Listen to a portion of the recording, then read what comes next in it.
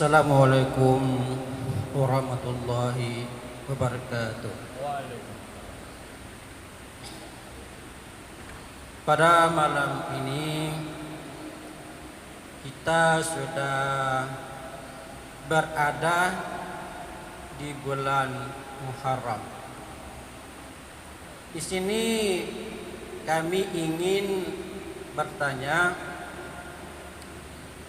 adakah puasa 10 pertama bulan Muharram atau dikaitkan dengan 10 pertama di awal bulan Rajab? Hanya demikian yang kami sampaikan.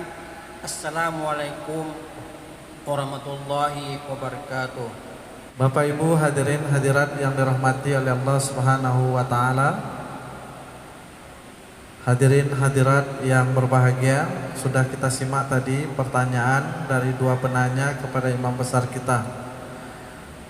Kami kembali ulangi pertanyaan pertama dari Bapak Bakhtiar yang menanyakan tentang apakah ada aturan dalam syariat agama kita berpuasa di 10 hari pertama bulan Muharram.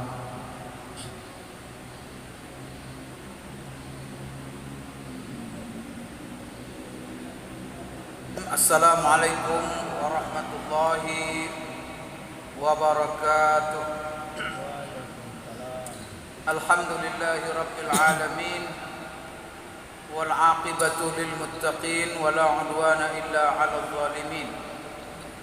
Wassalatu wassalamu ala asyrafil anbiya'i wal mursalin wa ala alihi wa ashabihi wa man tabi'ahum bi ihsanin ila yaumiddin, amma ba'd. Allahumma 'allimna ma yanfa'una wanfa'na bima 'allamtana innaka antal alimul hakim. Rabbana zidna ilma warzuqna fahma. Allahumma inna nas'aluka ilman nafi'a wa rizqan thayyiba wa 'amalan salihan mutaqabbala. Allahumma ja'alna mimman yastami'una al-qawla fayattabi'una ahsana. Allahumma ja'alna bi rahmatika fi ibadika as-salihin. Bapak-bapak, ibu-ibu, kaum muslimin, kaum muslimat, jemaah salat maghrib Masjid Markas Islami Kabupaten Kampar dan juga jemaah di mana saja berada yang mengikuti program acara tanya jawab kita, baik lewat radio atau streaming. Ada beberapa pertanyaan yang sudah masuk dalam acara tanya jawab kita pada malam hari ini. Pertama sekali adalah menanyakan tentang puasa 10 Muharram dan apa hubungannya dengan puasa bulan Rajab, 10 Rajab. Pertama sekali, sepakat ulama mengatakan bahwa puasa 10 Muharram adalah disunatkan dan dianjurkan, disyariatkan. Ini berdasarkan hadis-hadis dari Rasulullah sallallahu alaihi wasallam. Antara hadis itu ada yang diriwayatkan Bukhari Muslim muttafaqun alaih, ada lagi yang diriwayatkan oleh Bukhari saja, ada yang diriwayatkan oleh Imam Muslim dan juga ulama-ulama hadis lainnya. Dan ini bukan 10 pertama, tetapi hari ke-10, yang mana hari ini atau puasa ini disebut puasa hari Asyura. Ini puasa Asyura namanya. Pertama sekali, dalil yang menjelaskan hal ini adalah hadis yang diriwayatkan oleh Imam Bukhari dan Muslim dari Aisyah radhiyallahu anha. Aisyah mengatakan, anna Quraisyan kanat tasumu Asyura fil jahiliyah. Thumma amara Rasulullah sallallahu alaihi wasallam, umira Rasulullah sallallahu alaihi wasallam bisiyami hatta furida Ramadan. Faqala Rasulullah sallallahu alaihi wasallam, man syaa'a falyasumhu wa man syaa'a falyuftirhu. Apa arti hadis ini? Aisyah menceritakan bahwa orang-orang Quraisy sebelum Rasulullah lahir pun mereka sudah berpuasa di hari Asyura di zaman jahiliyah. Kemudian Rasulullah SAW pun diperintahkan untuk berpuasa hari Asyura sampai datang kewajiban puasa Ramadan. Ketika puasa Ramadan datang, lalu Rasulullah SAW mengatakan, barang siapa yang ingin puasa Asyura silakan puasa. Barang siapa yang ingin berbuka silakan berbuka. Ini hadis ini terdapat dalam Sahih Bukhari dan Muslim. Dari hadis ini diambil oleh ulama tentang puasa hari Asyura ini.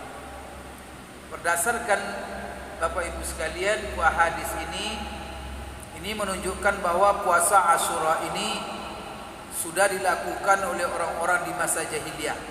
Bahkan orang-orang Quraisy pun sudah melakukan puasa Asyura. Kemudian Rasulullah diperintahkan untuk puasa hari Asyura itu. Kenapa orang-orang Quraisy ini puasa? Sebagian riwayat kisah itu mengatakan bahwa itu adalah peninggalan daripada agama Ibrahim. Nah, dalam syariat Ibrahim juga puasa Asyura itu disunatkan. Kemudian orang-orang jahiliyah puasa, Rasulullah juga diperintahkan puasa. Yang menjadi pertanyaannya, perintah puasa hari Asyura sebelum datangnya puasa Ramadan, apakah itu merupakan puasa wajib atau puasa sunat? Maka sebagian ulama yang menjelaskan tentang sejarah dan fase-fase tahap-tahap kewajiban berpuasa, berdasarkan hadis ini mereka mengatakan bahwa puasa pertama yang diwajibkan kepada umat Islam adalah puasa Asyura. Dan itu sudah dilaksanakan Rasulullah sebelum Rasulullah hijrah ke Madinah. Berarti sebelum Rasulullah hijrah, puasa yang diwajibkan kepada umat Islam sudah ada. Puasa apa itu? Puasa Asyura. Karena puasa Ramadan, Bapak Ibu, baru dia diwajibkan kepada umat Islam pada tahun kedua Hijriah. Di tahun kedua Hijriah, setelah 2 tahun kedua Rasulullah berada di Madinah, baru turun surah Al-Baqarah yang di situ mewajibkan puasa, yaitu ayat ya ayyuhalladzina amanu kutiba alaikumusiyam kama kutiba alal ladzina min qablikum la'allakum tattaqun. Sekarang, apakah sebelum diwajibkan puasa Ramadan itu ada puasa yang wajib? Berdasarkan hadis ini ada puasa yang wajib, karena di situ orang jahiliyah puasa, orang Quraisy puasa di hari Asyura. Kemudian Rasulullah diperintahkan. Siapa merintahkannya? Allah. Kemudian setelah itu datang kewajiban puasa Ramadan pada tahun kedua Hijriah. Lalu setelah ada kewajiban puasa Ramadan, Rasulullah bersabda kepada para sahabat, man syaa'a falyasumhu wa man syaa'a falyuftirhu. Sekarang karena sudah ada puasa Ramadan, maka bagaimana dengan puasa Asyura? Maka puasa Asyura, siapa yang ingin puasa silakan, siapa yang tidak ingin puasa silakan. Berarti setelah puasa Ramadan, maka dinasakh, diamandemen kewajiban puasa Asyura, tapi bukan ditiadakan, tetapi dia dari puasa wajib menjadi puasa sunat. Berarti awal puasa Asyura ini wajib. Kemudian setelah itu Bapak Ibu sekalian menjadi sunat. Kapan menjadi sunat? Setelah diturunkan ayat tentang kewajiban puasa Ramadan. Itulah sebabnya kalau kita ditanya apa saja puasa yang diwajibkan kepada umat Islam, maka puasa yang wajib bagi umat Islam cuma satu saja. Yang diwajibkan oleh Allah kepada umat Islam cuma satu, puasa Ramadan. Selain itu semuanya puasa sunat. Kecuali kalau seorang muslim dia mewajibkan puasa kepada dirinya, yaitu dengan bernazar. Ya Allah, kalau saya sehat nanti dari penyakit saya ini, saya bernazar untuk puasa. Maka itu wajib jadinya. Tapi yang mewajibkan bukan Allah, dia sendiri yang mewajibkan kepada dirinya sendiri.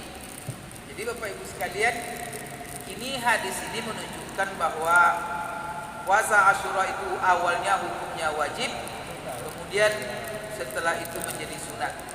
Dan juga Bapak Ibu sekalian, dalam hadis ini, hadis Aisyah, di dalam hadis Abdullah ibnu Umar, diriwayatkan juga oleh Imam Bukhari dan Muslim, bahwa Rasulullah bersabda tentang puasa Asyura, man syaa shoma wa man syaa lam yasumhu. Barang siapa yang kepengen silakan puasa, barang siapa yang tidak kepengen silakan puasa. Karena puasa ini disandarkan kepada keinginan setiap orang. Kalau sudah disandarkan perbuatan itu kepada keinginan masing-masing kita, itu menunjukkan bahwa amalan itu hukumnya sunat. Karena kalaulah wajib puasa Asyura itu, yang namanya wajib tidak Allah serahkan kepada keinginan kita. Mau atau tidak mau harus lakukan. Jadi begitu. Bagaimana ulama menyimpulkan, Bapak Ibu sekalian, bahwa sebuah perbuatan itu hukumnya sunat dari hadis Rasulullah SAW. Maka salah satunya apabila Rasulullah menggantungkan perbuatan itu kepada keinginan kita. Termasuklah kenapa jumhur ulama berpendapat berkorban itu hukumnya sunat. Karena ada hadis yang sahih menjelaskan, yang mana di hadis itu dihubungkan dengan keinginan kita. Maka Imam Syafi'i berfatwa ibadah korban itu hukumnya sunat. Kenapa? Karena Rasulullah mengatakan begini, Iza dakhalatil ashr wa arada ahadukum ayyudahi fala yamassanna min zufrihi wa sya'rihi syai'a. Apa arti hadis ini? Apabila masuk 10 hari pertama bulan Zulhijjah dan salah seorang kamu mau atau kepingin berkorban. Nah, berarti kan di sini korban itu Rasulullah sandarkan, nisbatkan kepada keinginan kita. Dan salah seorang kamu ingin berkorban, maka hendaknya jangan dia motong kukunya dan jangan motong rambut. Berarti apa? Karena dihubungkan dengan keinginan kita ibadah korban itu, maka ibadah korban itu hukumnya sunat. Begitu juga dalam hadis yang lain, Rasulullah SAW di dalam hadis Muawiyah ini, pada tahun haji dia berkata di atas mimbar, Ya ahlal Madinah aina ulama'ukum? Sami'tu Rasulullah SAW yaqul hadha yawmu Ashura wa lam yaktubillahu alaikum siyamah wa ana sha'im faman sya'a falyasum wa man sya'a falyuftir. Di Muawiyah ketika di Madinah, dia naik mimbar, kemudian dia berkata, hai penduduk Madinah, mana ulama-ulama kalian? Saya mendengar Rasulullah bersabda. Seperti ini hadis ini Muawiyah yang meriwayatkan. Tadi ada Aisyah, ada Abdullah bin Umar. Nah, ini adalah Muawiyah. Ini adalah hari Asyura, dan Allah tidak mewajibkan kepada kamu untuk berpuasa di dalamnya pada hari itu, sedangkan saya sendiri puasa. Rasulullah mengatakan, jadi dan saya sendiri puasa, kata Rasulullah, dan barang siapa yang ingin puasa silakan, barang siapa yang tidak berpuasa juga tidak ada masalah. Ini hadis-hadis Bapak Ibu sekalian yang menjelaskan bahwa puasa Asyura itu adalah sunat hukumnya, tapi di awalnya wajib. Kemudian ada lagi hadis Abdullah ibnu Abbas. Jadi dari hadis-hadis ini ulama menyimpulkan sejarah puasa Asyura ini. Abdullah ibnu Abbas menceritakan, qadiman Nabi sallallahu alaihi wasallam al-Madinata fara'al yahuda tasumu yawma Asyura faqala ma hadha? Qalu hadha yawmun salih najjallahu fihi bani Israil min aduwwihim fasamahu Musa. Qala fa ana ahaqqu bi Musa minkum fasamahu wa amara bi siyamihi. Apa arti hadis ini? Dari Abdullah bin Abbas berkata bahwa Rasulullah sallallahu alaihi wasallam datang ke Madinah. Jadi hijrah. Jadi pas dia ke Madinah, lalu beliau melihat orang-orang Yahudi berpuasa pada hari Asyura. Orang Yahudi berpuasa. Kalau hadis Aisyah menceritakan bahwa orang Quraisy pun berpuasa. Hadis ini menceritakan Abdullah bin Abbas, ini juga dalam Bukhari dan Muslim, bahwa orang-orang Yahudi Rasulullah dapatkan mereka berpuasa di Madinah. Lalu Rasulullah bertanya, "Mahadza? Apa-apaan ini? Kenapa mereka berpuasa pada hari Asyura?" Lalu Rasulullah dikasih tahu, "Hadza yaumun salih." Ini adalah hari baik ya Rasulullah. Yang mana hari ini, di hari Asyura inilah Allah telah membebaskan Bani Israel dari kejaran Fir'aun. Oleh karena itu Nabi Musa sendiri setiap hari Asyura ini beliau berpuasa sebagai rasa syukur kepada Allah Subhanahu wa taala. Sehingga apa? Bani Israel pun ikut puasa mencontoh nabinya. Lalu apa kata Rasulullah sallallahu alaihi wasallam? Di Bani Israel mencontoh puasa Musa. Kenapa? Karena Musa itu adalah nabinya. Kemudian Rasulullah mengatakan fa ana ahaqqu bi Musa minkum. Hai orang-orang Yahudi, saya lebih berhak untuk mencontoh Musa daripada kamu. Maka Rasulullah hari itu berpuasa dan diperintahkan semua sahabatnya berpuasa. Dalam satu riwayat dikatakan bahwa Rasulullah sallallahu alaihi wasallam sudah siang dia bertanya waktu itu. Sudah pagi ya, pokoknya sudah bukan waktu sahur. Dia bertanya, kenapa orang ini puasa? Karena ini hari baik. Lalu saat itu juga Rasulullah berniat puasa. Lalu diperintahkannya semua sahabat-sahabatnya untuk berpuasa. Padahal itu hendak menunggu tahun depan. Jadi Bapak Ibu sekalian, maka dari sini para ulama bisa mengambil kesimpulan. Pertama, puasa ini kenapa? Ini menunjukkan bahwa puasa Asyura bukan puasa wajib, tetapi puasa sunat. Kenapa? Karena Rasulullah pas dia tahu bahwa itu adalah hari puasa, langsung berpuasa dia. Padahal itu sudah siang. Maka ulama menjelaskan ini menunjukkan puasa Asyura adalah puasa sunat. Kenapa? Karena memasang niat di siang hari untuk puasa hanya boleh untuk puasa sunat. Kalau puasa itu puasa wajib, harus berniat dari malam. Maka Rasulullah ketika bertanya langsung dia berniat puasa, ini menunjukkan puasa Asyura itu adalah puasa sunat.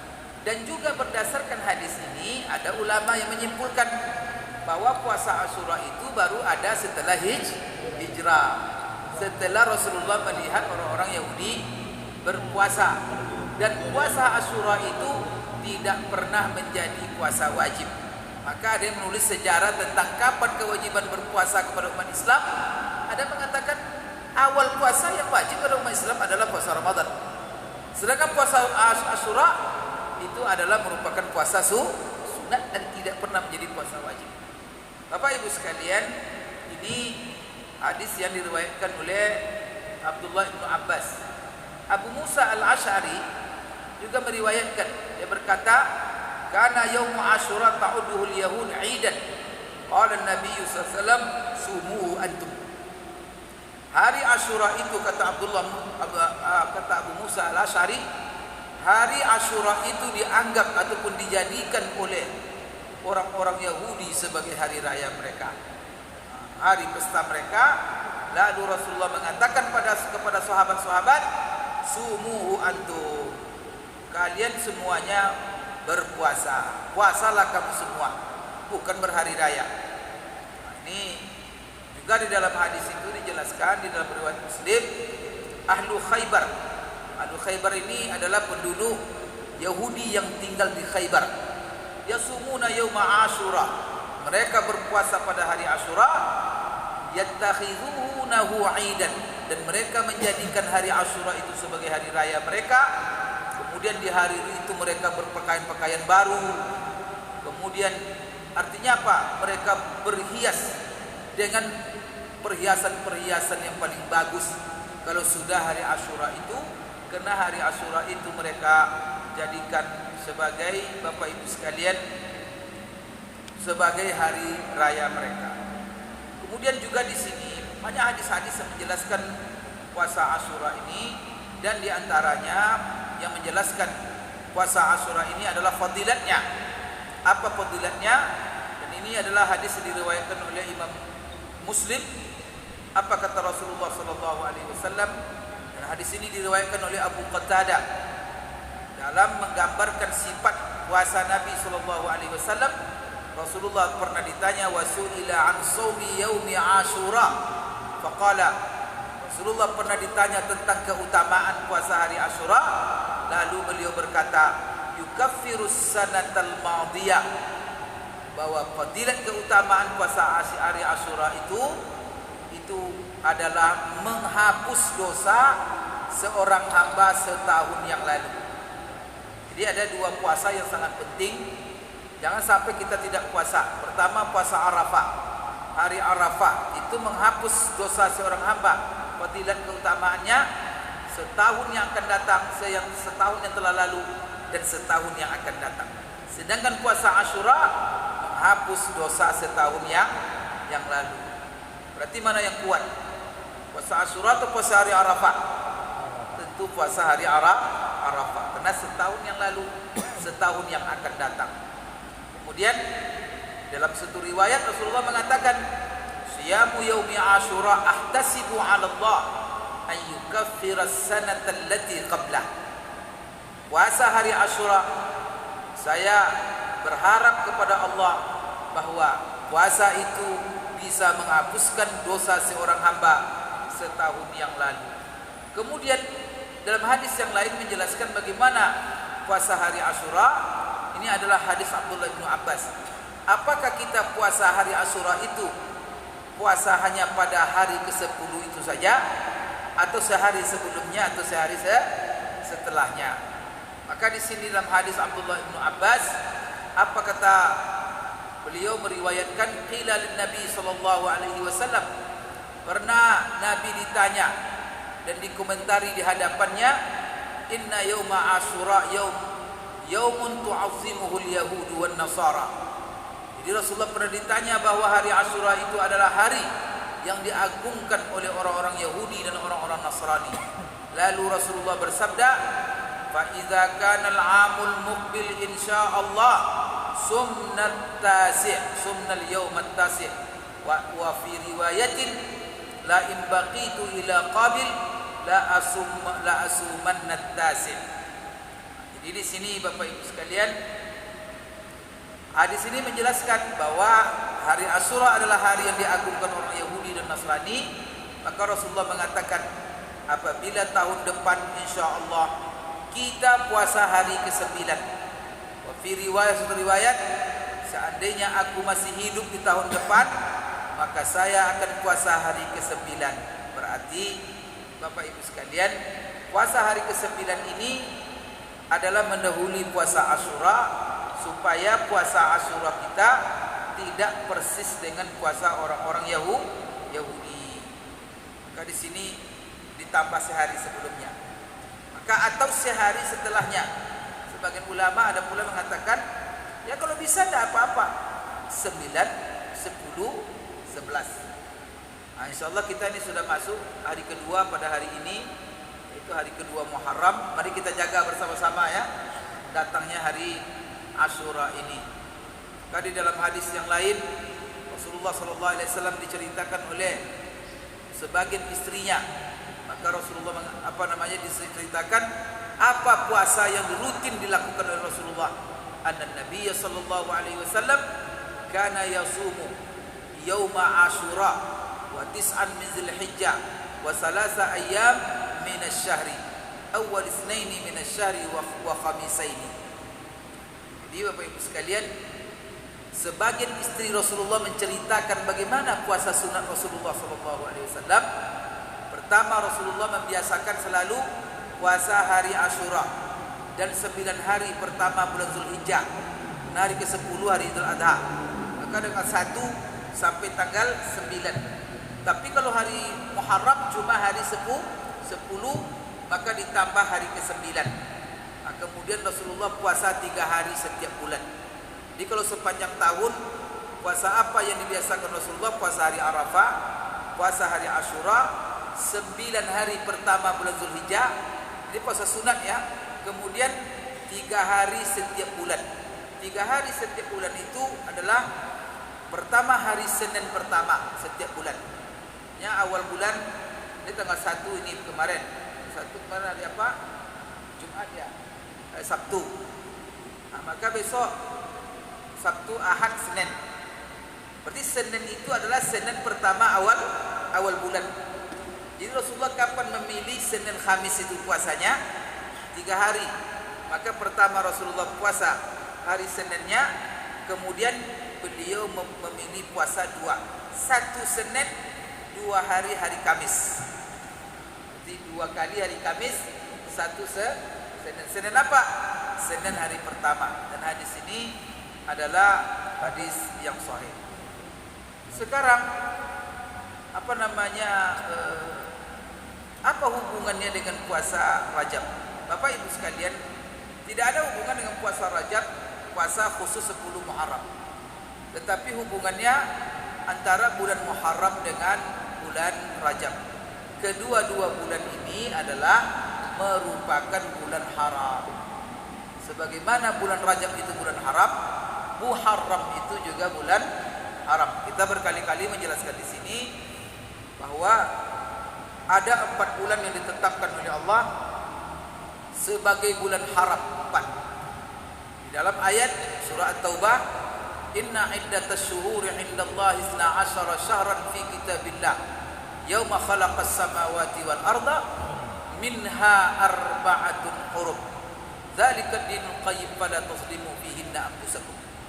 Sesungguhnya hitungan bulan di sisi Allah 12 bulan dalam setahun. Itu Allah tetapkan semenjak Allah menciptakan langit dan bumi. Minha arba'atun hurum. Itu kata-kata Allah, itu firman Allah. Berarti Allah putuskan 4 di antara yang 12 itu merupakan bulan haram. Apa yang 4 itu? Maka Rasulullah hitung dalam sebuah khutbahnya. Kata Rasulullah bahwa setahun itu ada 12 bulan. Kemudian di antara 12 bulan ada 4 sebagai bulan haram. Maka di sini Bapak Ibu tidak ada menyinggung 12 bulan ini dengan bulan Masehi. Ini yang dimaksud adalah bulan Qamariyah. Karena itu kata Rasul 12 bulan, 4 di antaranya haram. Lalu Rasulullah hitung yang haram itu adalah 3 berturut-turut, 1 yang pisah. 3 berturut-turut itu apa? Zulqa'dah, Zulhijjah, Muharram. 1 yang pisah bulan Rajab. Berarti tahun kita itu tahun Qamariyah, bukan tahun Syamsiyah. Karena Rasulullah menghitung 3 berturut-turut, Agustus, September, Oktober. Itu kata Rasulullah. Kan Rasulullah menghitung Zulqa'dah, Zulhijjah, Muharram. Berarti tahun kalender kita itu Bapak Ibu kalender Qamariyah. Jangan dipakai kalender Masehi, apalagi untuk menghitung masalah ibadah kita. Dan Allah hubungkan ibadah-ibadah kita. InsyaAllah nanti kita jelaskan apa hikmah daripada kalender Hijriah ini dan tabligh akbar kita. InsyaAllah besok akan saya jelaskan, saya kupas nanti dalam masalah Bapak Ibu sekalian kalender Hijriah ini, karena supaya kita tahu. Jangan sampai nanti generasi kita tidak tahu dia tentang kalender Hijriah ini, bagaimana sejarahnya, apa yang menjadi dasar kalender Hijriah ini, dan apa hubungannya dengan agama, apa hubungannya dengan ibadah-ibadah kita, begitu juga dengan muamalah-muamalah kita. InsyaAllah kita jelaskan. Jadi di sini Bapak Ibu sekalian, bahwa hubungan antara Muharram dengan Rajab itu sama-sama bulan haram. Maka sekarang kita bulan haram ini, Maka hati-hati, karena Allah Subhanahu wa taala mengingatkan kita, fala tazlimu fihinna anfusakum. Jangan sekali-kali kalian berbuat dosa pada bulan-bulan itu. Kalau kalian sudah berada di bulan-bulan itu, jangan sekali-kali kalian melakukan perbuatan dosa. Maka agungkan bulan ini, hati-hati kita berada di bulan ini, dan perbanyaklah amal soleh dan ibadah kepada Allah. Dan di antara ibadah yang perlu diperbanyak adalah ibadah puasa. Oleh karena itu Bapak Ibu sekalian, dalam hadis dari Rasulullah SAW, beliau bersabda, afdalus siyam ba'da Ramadan siyam syahrillahul muharram. Apa artinya? Bahwa puasa yang paling afdal setelah puasa Ramadan adalah puasa di bulan-bulan haram. Maka Rajab bulan haram, Asyura Muharram juga bulan haram. Namun kalau bedanya, bahwa kalau di bulan Rajab tidak ada hadis yang sahih yang menjelaskan kekhususan puasa hari pertama, hari kedua, 3 hari pertama, di pertengahan, dan juga di akhir. Tak ada hadis khusus tentang puasa pertama Rajab begini pahalanya, 10 Rajab. Hadis-hadis itu semuanya dilemahkan oleh ulama, bahkan saking lemahnya tidak ada satupun yang bisa dijadikan hujjah. Oleh karena itu puasa Rajab atau puasa di bulan haram itu kalau tidak ada dalil khusus, maka kita berpuasa secara umum saja. Ya sanggup puasa, tidak sanggup, tapi jangan diumumkan ini khusus hari ini karena tidak. Puasa saja karena ini bulan haram. Karena bulan haram itu secara umum masuk dalam hadis tadi. Dalam ayat pertama, minha arba'atun hurum dzalika dinul qayyim fala tazlimu fihinna anfusakum.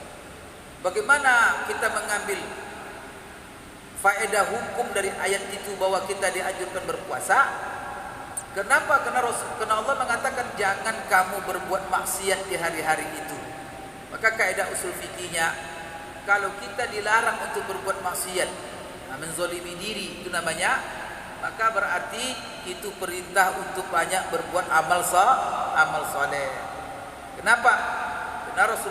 Karena Bapak Ibu sekalian, dalam kaidah usul fikih itu an-nahyu 'anis syai'i amrun bididdihi. Kalau kalian dilarang untuk melakukan sesuatu, berarti dalam larangan itu terdapat perintah untuk melakukan lawannya. Contoh umpamanya apa? Fala taqul lahuma uffin. Jangan kamu mengatakan kepada dua orang tuamu itu kata-kata yang menyakitkan hatinya. Berarti dilarang kita menyakiti, berarti kita diperintah untuk berbuat baik. Maka apa dalilnya? Wajib berbuat baik kepada orang tua, wajib mengucapkan kata-kata yang lembut kepada orang tua, tak boleh mengeluarkan kata-kata yang menyakitkan hati orang tua. Ayatnya fala taqul lahuma uffin. Begitu juga apa dalilnya yang menganjurkan bahwa kita memperbanyak amal soleh di bulan-bulan haram, yaitu fala tazlimu fihinna anfusakum. Jangan kalian berbuat maksiat di bulan-bulan itu. Berarti kalau dosa maksiat di bulan itu akan dilipat gandakan oleh Allah, maka kita diperintahkan untuk beramal soleh, dan amal soleh itu Bapak Ibu sekalian juga dilipat gandakan pahalanya. Kemudian juga ketika diwajibkan apa dianjurkan kita berbuat amal soleh di bulan-bulan haram, termasuklah Muharram, maka apa amal soleh yang paling afdal di sisi Allah? Maka amal soleh yang paling afdal di sisi Allah, sebagaimana yang dijelaskan Rasulullah, di antaranya ibadah puasa. Maka perbanyak puasa. Di satu sisi ada hadis yang menjelaskan bahwa puasa yang paling afdal setelah puasa Ramadan, puasa di bulan-bulan haram. Itu hasan hadisnya. Itu jadi hujah. Tapi tidak khusus hari ini, tapi umum perintahnya. Maka kalau kita khususkan butuh pula dalil. Kemudian yang kedua, kenapa amal soleh itu adalah puasa yang paling afdal? Karena Rasulullah SAW datang salah seorang sahabat kepadanya bertanya, ya Rasulullah, dullani ala amalin adkhulu bihil jannah.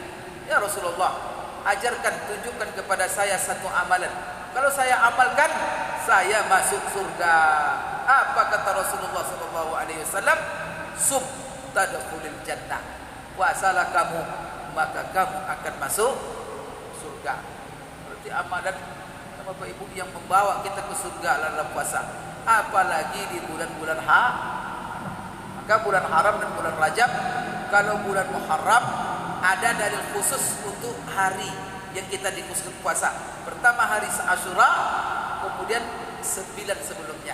Kalau tidak bisa 9 sebelumnya, hari ke-10, jadi hari ke-11. Jadi 9 10 atau 10 11. Untuk di bulan Rajab tidak ada dalil khusus untuk hari-hari tertentu yang bisa dijadikan landasan untuk beramal. Wallahu a'lam bishawab. Ya Pak ya.